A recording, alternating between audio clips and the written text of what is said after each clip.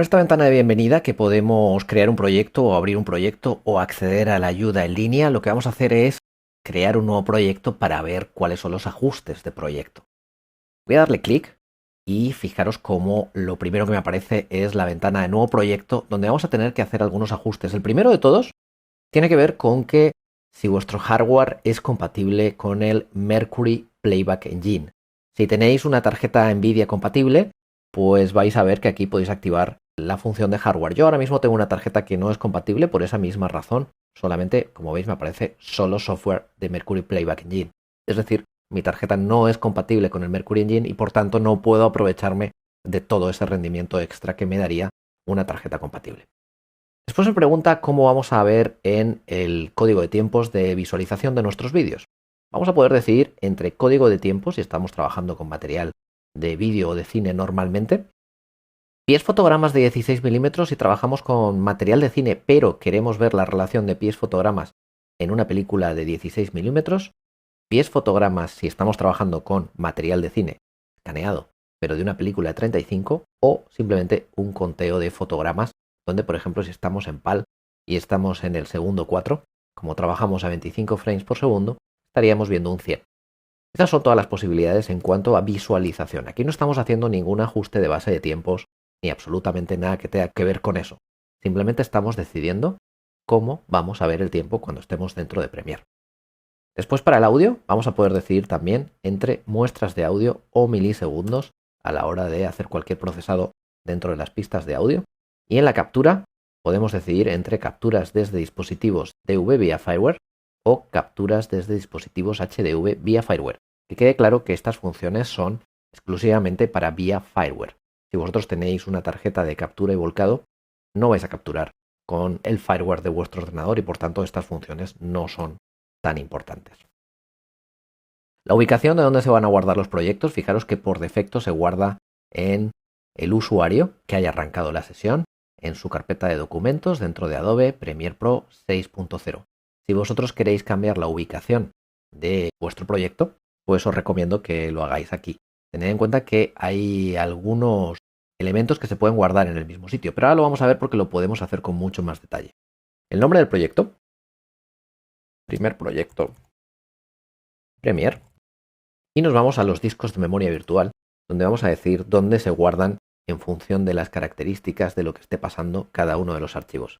Fijaros, vídeo capturado. Si yo hago capturas de vídeo de DV o HDV, fijaros cómo por defecto el programa me dice igual que el proyecto. Esto es a lo que me refería antes, que nosotros podemos modificar estas cosas. Yo no recomiendo que los archivos de memoria virtual, de discos de memoria virtual, se guarden en el mismo sitio que el proyecto. Os recomiendo que lo guardéis en vuestros discos duros más rápidos. En este caso yo, por ejemplo, tengo conectados en mi sistema dos discos Fireware 800 y un disco USB 2. Cualquiera de estos discos va a ser más rápido que el disco interno de mi portátil, que seguramente va a tener un ancho de banda más pequeño. Entonces yo recomiendo que el vídeo capturado, por ejemplo, entréis a examinar y seleccionéis el disco duro que creáis que es más rápido o que tiene más espacio disponible. Por ejemplo, yo en Brutal Disk tengo bastante espacio, voy a crear una nueva carpeta que voy a llamar Capturas Premiere. Creo esa carpeta y la selecciono y fijaros que ya tengo personalizado mi vídeo capturado. Lo mismo puedo hacer para mi audio capturado. Cuando yo capturo audio, obviamente también se va a generar un archivo que se va a guardar en alguna ubicación de mis discos duros conectados al ordenador. No voy a utilizar tampoco la ubicación por defecto, que es mi disco duro principal, sino que voy a utilizar Capturas Premiere. Voy a crear ahí un nuevo folder que voy a llamar Audio.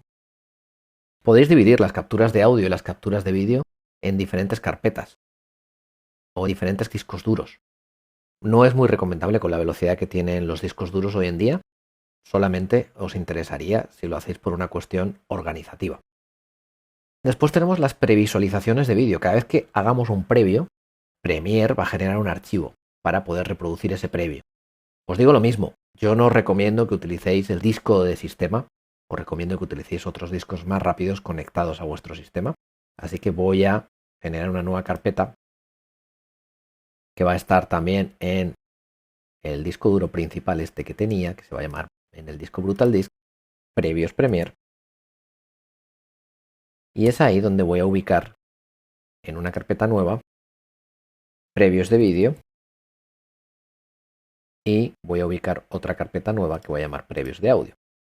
Este sistema tiene una pequeña pega y es que cuando yo ahora selecciono los previos de vídeo, bueno, no están asociados como sería aquí, igual que el proyecto, a la carpeta del proyecto, sino que están en una ubicación diferente.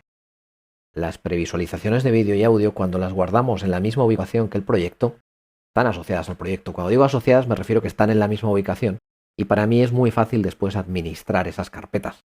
Cuando creáis ubicaciones personalizadas, si queréis tener la misma estructura, es bueno que esas ubicaciones personalizadas tengan también el nombre del proyecto en el raíz.